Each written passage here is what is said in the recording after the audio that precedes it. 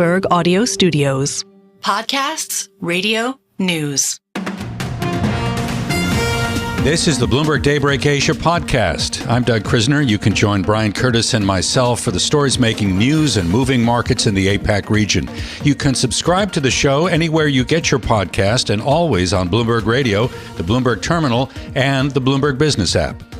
We wanted to take a closer look at the conflict between Israel and Iran, and we're joined by Kirsten Fontenrose, now president at Red 6 International. Well, it doesn't appear at the moment, Kirsten, that Israel will respond in the short term to the Iranian attacks this past weekend. Israel has reopened schools and Iran has opened its airspace. But we do have these other complications. Janet Yellen, for instance, saying that the U.S.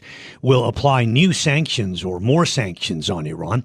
What are some of those options that the U.S. holds at the moment on sanctions?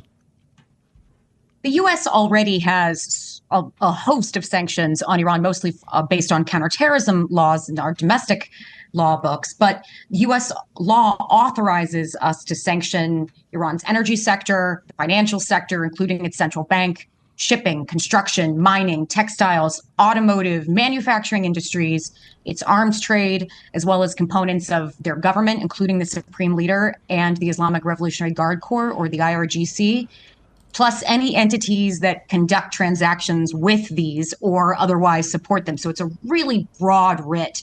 We expect that any new sanctions will be focused on export of petroleum and petroleum products or import of components for their drone or missile programs. A lot of those components are commercial and off the shelf, and the Islamic Revolutionary Guard Corps often sets up cover or front companies that will import from unwitting actors who provide parts to the commercial sector. So sometimes it's a whack-a-mole game of the U.S. contacting these companies and saying, we know you didn't mean to do this, but you're going to have to stop doing it.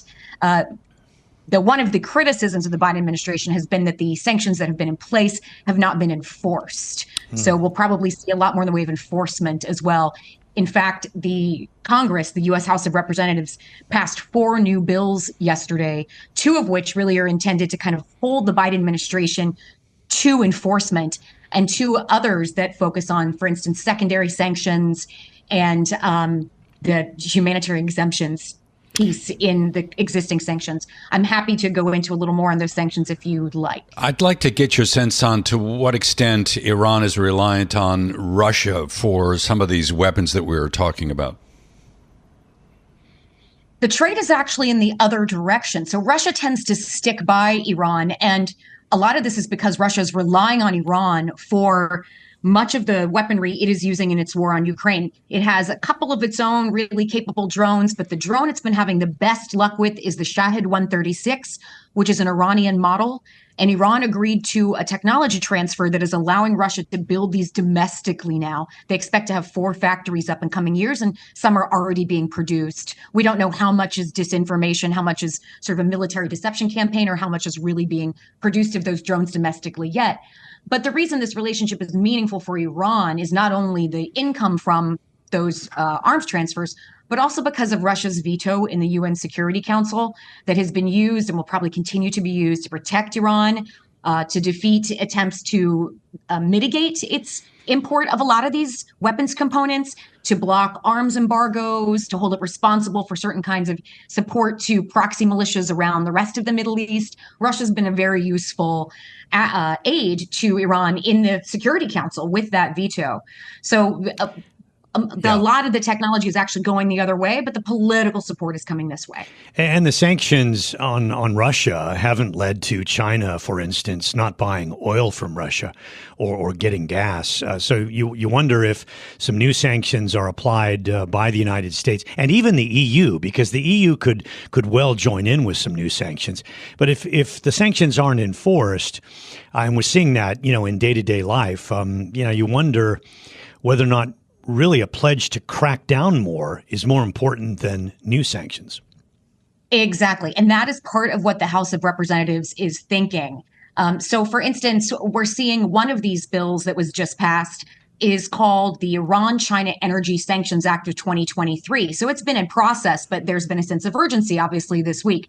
And it expands the secondary sanctions regime involving Iran to include all transactions between Chinese financial institutions and the banks in Iran, which of course are already sanctioned, that handle any sort of petroleum product trade. So you're seeing China wrapped in there, and these additional secondary sanctions coming on. Congress is also saying, okay, administration in Washington, we want you to prohibit the Treasury from issuing any licenses to a U.S. financial institution to engage in trade with Iran other than humanitarian aid. And we want you to oppose IMF assistance to Iran. And in order to make that happen, we're going to make it law. So they've passed the No U.S. Financing for Iran Act of 2023. Of course, these are just coming out of the House. They're not complete yet. There's also the Iran Sanctions Accountability Act of 2023. All these names sound the same, but this one requires the president to issue regulations that ensure those humanitarian exemptions to U.S. sanctions don't actually go toward facilitating terrorism internationally or trading in weapons of mass destruction. Then there's a final one. Mm-hmm. I'm sorry to interrupt. I was just going to get your take on what we know of what's happening at the War Cabinet in Israel and the extent to which the conversation is going on between Washington and the War Cabinet, to the extent that the U.S. has any influence over what happens next. It's an ongoing conversation between Washington and this War Cabinet, and then Europe is weighing in, Arab governments are weighing in. A lot of folks are out from outside are trying to encourage restraint, saying you run a couple of risks here. One, you start a retaliatory cycle. Two, the world is giving you a little bit of goodwill because you shot down with all of our help 99% of this barrage of weaponry that came at you. And this has reinstated belief in the fact that Israel has impenetrable air defenses. After October 7th, they lost a little bit of that belief in their strength of defense because of the intelligence failures on October 7th. But now with the defeat of this deluge in the sky, they have restored some of that. And it's probably going to be really good for their defense industry, their domestic defense industry. And it's good for their relationships in the region. People want this kind of partner. And it required this coalition of Arab partners with Israel that CENTCOM, the U.S. Central Command, has been building for years to create this umbrella of air and missile defense. But all of these partners are saying, please don't start a cycle of escalation. And please don't make it hard for us with our publics, because they are not particularly fond of the idea that we are defending, quote unquote, Israeli sovereignty right now. They are instead messaging that this is truly an issue of their own sovereignty, and that no matter where a drone or missile comes from, they will knock it out of their airspace. They've all been, Jordan, UAE, Saudi, even Egypt, have been really clear that this is not an issue of defending one country over the other. This is an issue of national sovereignty and the desire not to see these things fall out of the sky onto their own citizens. Kirsten, are we learning that sanctions just don't really work as well as perhaps administrations believe they would? Because we mentioned the Russian sanctions, and now we have all these sanctions already on Iran. And by the way, if the EU were to join in, would that make a difference? It makes a difference on the messaging. And it makes a difference whether we can get other parts of the world to also join these sanctions, places where the U.S. doesn't have as much leverage. Perhaps we get countries in Africa, Latin America, places used as transit, places used for cover companies. But it really all comes down to enforcement and evasion. And those two things impact how successful any sanction is going to be. So the Biden administration, while in talks about a renewed nuclear agreement, let off the pedal on the sanctions enforcement, hoping that this would be a signal of goodwill to the Iranian regime, and they would then be willing to negotiate in greater faith. That didn't happen. And again, as I mentioned, you're now seeing Congress kind of potentially tie their hands through the House. We'll see the Senate says on enforcement. And then Iran has been really active in trying to devise ways of evading sanctions. Some of this is operating outside the U.S. and Western financial systems. So, but their clients for this kind of activity happen to include the largest purchaser of energy in the world, which is China. Kirsten Fontenrose, president at Red 6 International.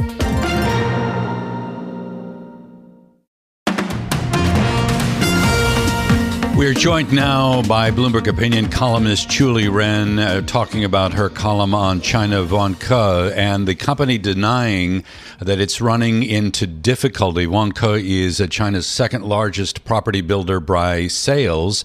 And I think Shuli feels as this says a lot, maybe everything about what's happening right now in the China property market. Shuli, it's always a pleasure. Expand on that. How is Vanke kind of giving us a window into everything that's going on with the property market in China?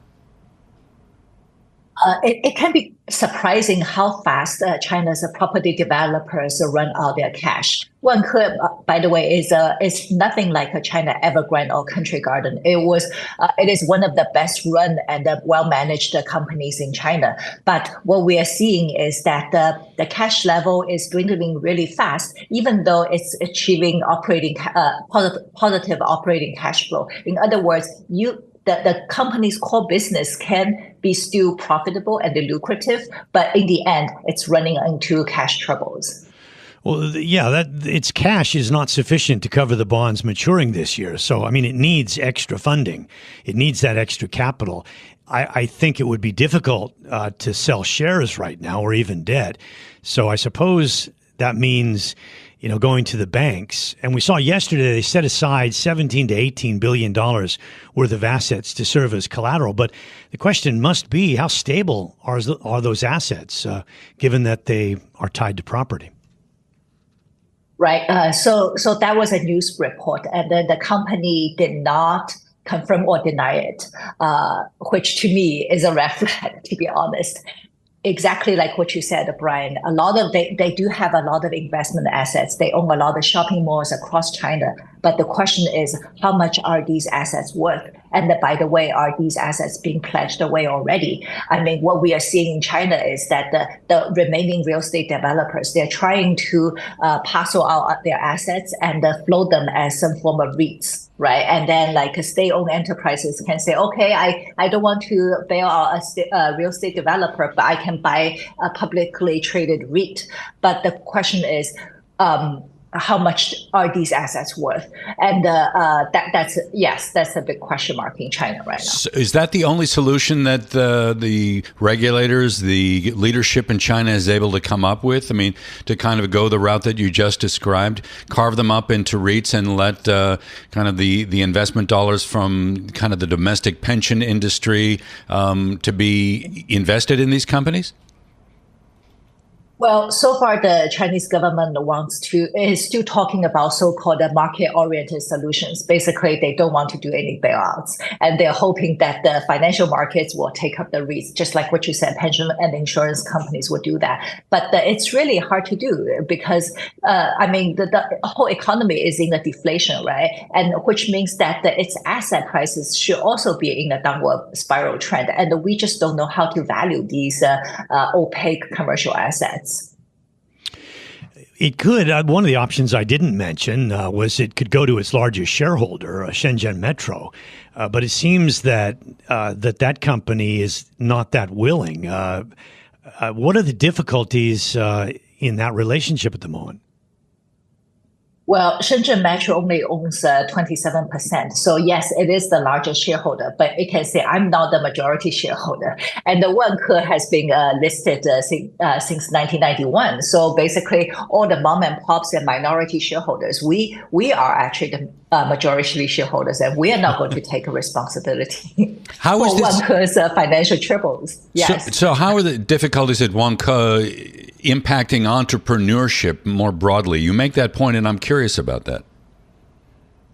I think Vanke is a very interesting case study because it's so famous. And it went public before Deng Xiaoping came to Shenzhen for the Southern Tour in 1992, when the previous leader talked about the economic reforms and opening up China. And Vanke is also based in Shenzhen, and Shenzhen was the first city in mainland China that opened up its property market and allow people to own homes, right? Before that, no Chinese owned any homes. So if Vanke fails, I think it really is a death sentence, unfortunately, to Deng Xiaoping's vision. So it seems that the government is probably the final straw here, that it can't let Evergrande and Country Garden and Wanke go down, because the municipalities and the provinces have to have somebody to sell their land to, right? So is that the most likely outcome, is a state-backed bailout?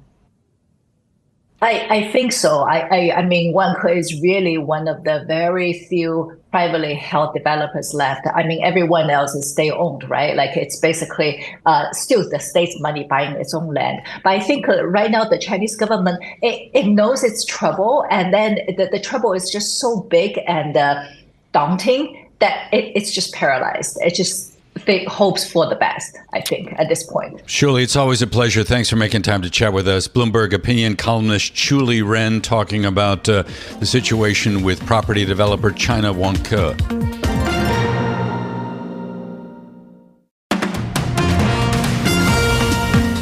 We look at markets all throughout the program here on Bloomberg Daybreak Asia. And joining us now for some closer analysis is Dominic Schnider, head of Global Commodities and Forex at UBS Global Wealth Management.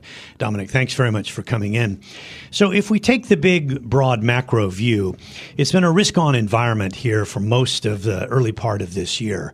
Just over the past month or so, it's gotten a little bit more sticky with the inflation readings in the United States. And we've seen the S&P 500 go from a gain of 10% to only up about 6% year to date. And the commentary that we got from Jay Powell today was a little bit of a change. He's really talking now about higher for longer, not being convinced that inflation is coming down to the extent that they would need it. And so one end result of that is a strong dollar.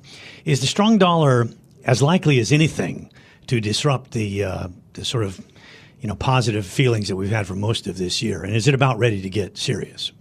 Well, if you look at the dollar in general, I would say we still have a little bit more to go on the strength side. I mean, we can still price out all the cuts. There are still some cuts in there. So I think from that angle, dollar strength has a little bit room to run. So that means, for example, euro dollar goes to 1.05 from a temporarily below. Do I think it needs completely to alter the macro landscape?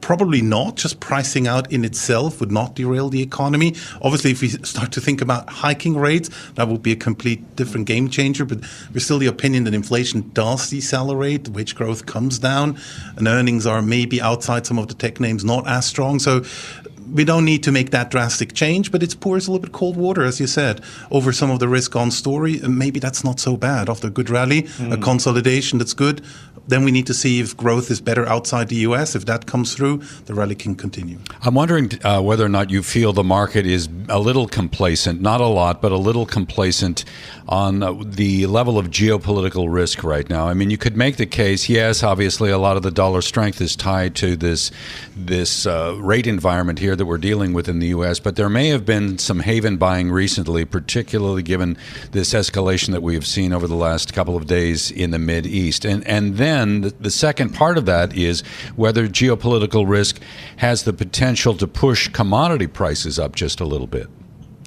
Well, I must say, I mean, at the end of the day, the Middle Eastern crisis hinges, or for the global market, it's all about what happened to oil. And I think the oil market so far thinks, okay, nobody's really interested. Things are definitely escalating, but nobody wants any disruptions on oil supply for maybe also presidential reason. You know, when you go for election, you don't want to have necessarily a higher oil price and everybody else also here in the East. So I think everybody's mind is keep oil flowing, and I think that keeps the uncertainty constrained, at least for the broader market. We also could say that in case of oil, there's probably already a $5 up to $10 risk premium in there on the supply side. But clearly, if something would happen and we get Strait of Hormuz, something like blocked, or at least we lose 1 or 2 million barrels, suddenly I think then, prices will jump quite a fair bit. And in that context, I think oil is actually a steal. If you think about, you get an insurance asset, normally you pay for it, and here you get actually probably paid with the forward curve being downward sloped. But one of the issues is the strong dollar. Obviously, I mean, oil priced in dollars. So if the dollar is strong, it sort of mitigates perhaps the gain in the oil price. And I'm just wondering whether or not, the lack of safe havens at the moment could be, changing the mix a little bit. I mean, bonds are being sold off here and yields are running to the upside. So it's not exactly that that investors are buying bonds as a safe haven. What is a safe haven at the moment besides gold and the dollar? You rightfully said there's not really much. I think still in that environment, I would hold some commodities, to be honest, because I think in the context of the Middle Eastern crisis, holding oil makes a lot of sense. But in terms of, obviously that comes with a fair bit of volatility, close to 30. There is not many safe haven. You might want to think about more towards Latin America. You're going to go for some of these higher yielding currencies. They're not safe haven, but they are closer to the U.S. economy. They give you good yield. I mean, that's something to maybe hide or look for a middle through pass, I would say. But beyond, I would say, dollar, gold, not much. You can look at the Swiss franc, but story is a little bit broken given what we have seen with the SMB and the policy change here, but that could come back at some point. Talk about things that are broken in terms of havens, the Japanese currency. I mean, we're flirting here with 155. We've got JP Morgan Private Banking saying, along with Bank of America, both saying 150 or 160, could be the next milestone. What's your outlook for the yen? We were thinking that basically in the short term, dollar yen should trade more towards the 150. Obviously, that was under the regime of thinking there's still going to be 3 rate cuts. Now, if rates stay high, I mean, 155 or higher is clearly possible. It's probably too early to position yourself in a long yen position given where yield differentials are and how focused the market is at this point in time. So at this point in time, I would say yen clearly not to touch.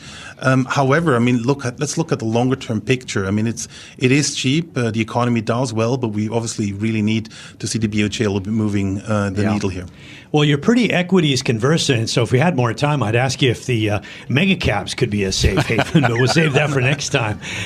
Those are pretty strong balance sheets. Dominic, thank you so much. Dominic Schnider from UBS.